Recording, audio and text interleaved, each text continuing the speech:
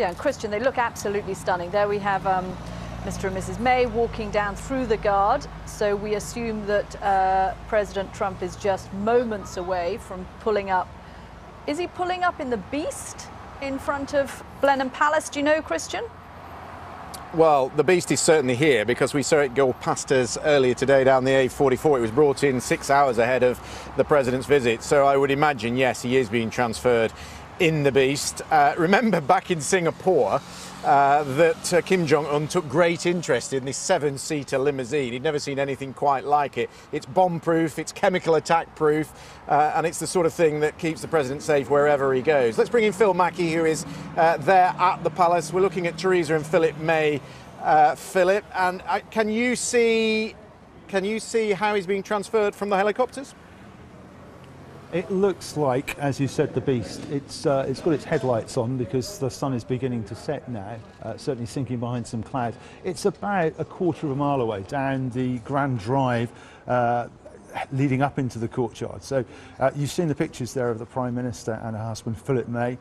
They are now awaiting the arrival. I can see that the limousine itself is still parked. I can't see any movement in the distance there to see whether or not the President is on his way. This is running a little bit late, I think you probably noticed, Cathy and Christian. We were expecting this to have happened a good 15 minutes or so ago, which means that all the VIPs, members of the Cabinet, the business leaders have had to stand there for about 20 minutes. It's not a cold evening by any means, but nonetheless they'll probably be getting a little bit fed up of waiting for the President.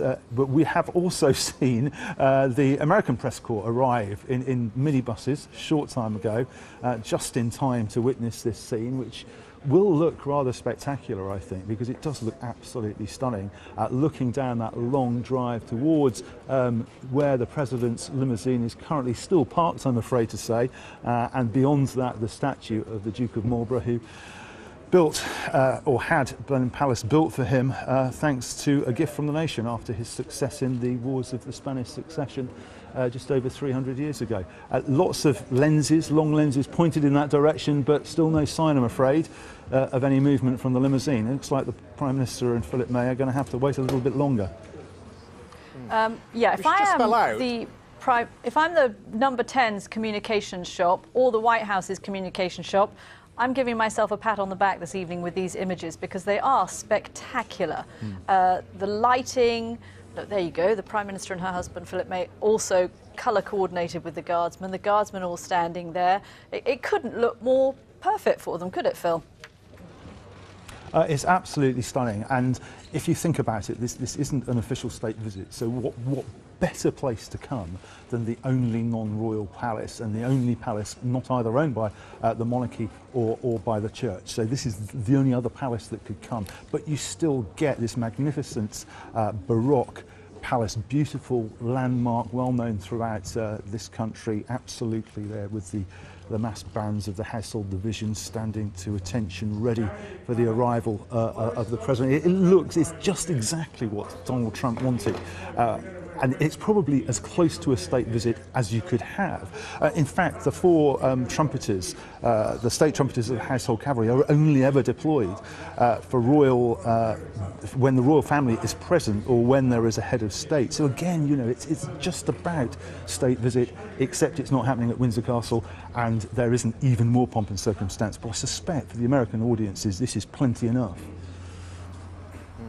As we just wait for the car, we should just spell out what's going to happen tomorrow, because the meat of the visit, of course, is tomorrow. So in the morning, they're going to go to a military base to see a joint exercise between US and UK special forces who have worked together before tackling Islamic terrorism. And they're going to be given a show tomorrow when they go to that. And then in the afternoon, they're going to for lunch at Chequers, the country residence of the Prime Minister, of course. And while they're there, there's going to be substantial talks, not only about trade, but also about security as well. And presumably that is where they're going to be talking a lot about the trade deal.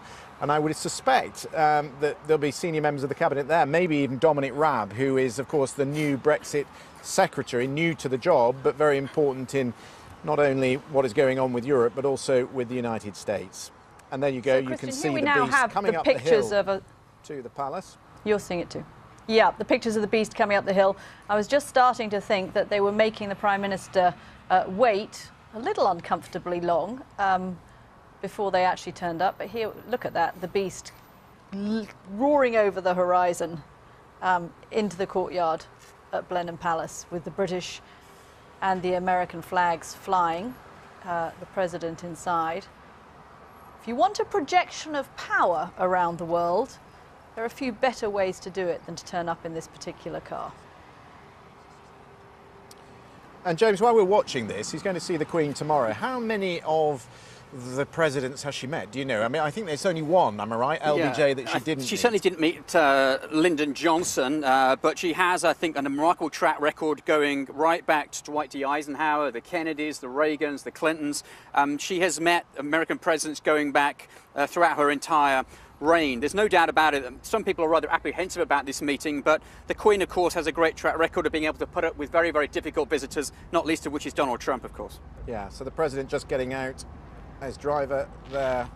These are, of course, the special service personnel who are just going to... It's important to note, this car cannot be opened from the inside. The car can only be opened from the outside. It cannot be opened from the inside at all. It requires someone to stand outside and actually open the door. So heavy is it, designed to withstand all kinds of assault from the exterior. It is effectively a tank that looks like a car. Donald Trump coming outside to greet Theresa May, the First Lady Melania Trump coming around the side of the car to greet the Prime Minister and Mr. May as well.